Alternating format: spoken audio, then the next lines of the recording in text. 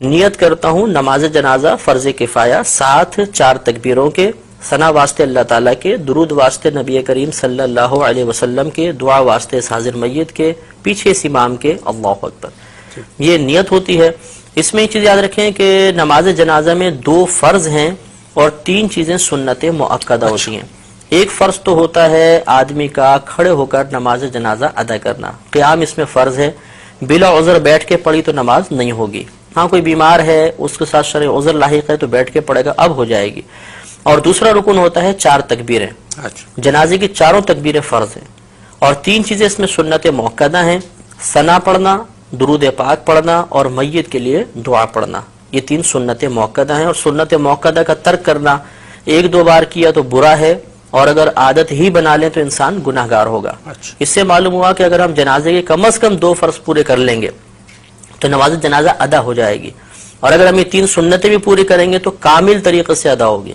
اس سے نتیجہ نکل آیا کہ اگر کسی شخص کو جنازے میں کچھ بھی پڑھنا نہیں آتا، نہ ثنا آتی ہے، نہ درود پاک آتا ہے، نہ جنازے کی دعا آتی ہے، اور وہ امام کے پیچھے تکبیر بلند آواز سے لگا لے جیسے میں طریقہ کرتا ہوں، اور وہ بس خاموش بھی کھڑا رہے گا تو جنازہ بہرحال ادا ہو جائے گا اس کا۔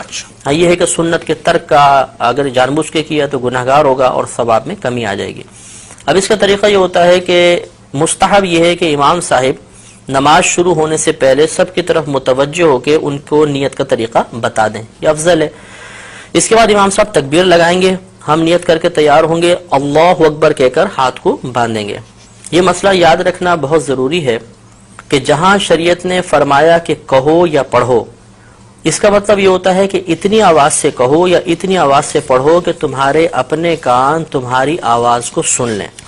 اس لیے اب ہمیں تکبیر لگانی ہے، اور جیسے پہلے بتایا کہ 4 تکبیریں فرض ہیں، تو اس میں اتنی آواز بلند رکھنا بھی فرض ہوگا کہ اپنے کان اپنی آواز کو سن لیں۔ چنانچہ بعض لوگوں کو یہ دیکھا ہے کہ ہونٹ بند ہوتے ہیں، بس یوں۔ اب ان سے اگر پوچھا جائے کہ آپ نے زبان سے تو کچھ بھی نہیں کہا، تو کہتے ہیں ہم نے دل ہی دل میں تکبیر کہی ہے۔ تو دل میں تکبیر کہنے سے تکبیر کا فرض ادا نہیں ہوگا، اس لیے امام صاحب تو بہت بلند آواز سے پڑھیں گے جہر کے ساتھ، ہمیں کم از کم اتنی آواز سے اللہ اکبر پیچھے کہنا ہے 4 تکبیروں میں کہ اپنے کان سن لیں، ورنہ فرض ادا نہیں ہوگا، اور فرض ادا نہیں ہوا تو یہ نماز بھی ادا نہیں ہوگی۔ اب اللہ اکبر کہتے ہوئے ہاتھ باندھیں گے، ہاتھ بالکل وہی نماز کی مثل باندھ کر سب سے پہلے ثنا پڑھیں گے۔ نماز فرض کی ثنا میں اور نماز جنازہ کی ثنا میں تھوڑا سا فرق ہوتا ہے۔ اس میں اس طرح ہم پڑھیں گے سبحانک اللہم وبحمدک وتبارک اسمک وتعالی جدک وجل ثناؤک ولا الہ غیرک۔ تو وجل ثناؤک کے لفظ اس میں زیادہ ہوتے ہیں، یہ کسی بھی کوئی نمازی جنازے کی کتاب ہو اس میں یہ پورے لکھے ہوگی ثنا، اچھی طرح ہمیں یاد کر لینی چاہیے۔ اس کے بعد ہم اگر ختم کر چکے ہیں انتظار کریں گے، امام صاحب دوسری تکبیر لگائیں گے۔ یہ یاد رکھیں کہ نماز جنازہ میں فقط پہلی تکبیر میں ہاتھ اٹھانے، باقی آگے کی 3 تکبیروں کے اندر ہاتھ نہیں اٹھائیں گے، لیکن زبان سے اللہ اکبر کہا جائے گا۔ تو بغیر ہاتھ اٹھائے اب اللہ اکبر کہیں گے، اور اس کے بعد اب ہم درود پاک پڑھیں گے۔ اس میں وہی درود پاک پڑھنا افضل ہے جو ہم عام نمازوں میں پڑھتے ہیں، یعنی درود ابراہیمی۔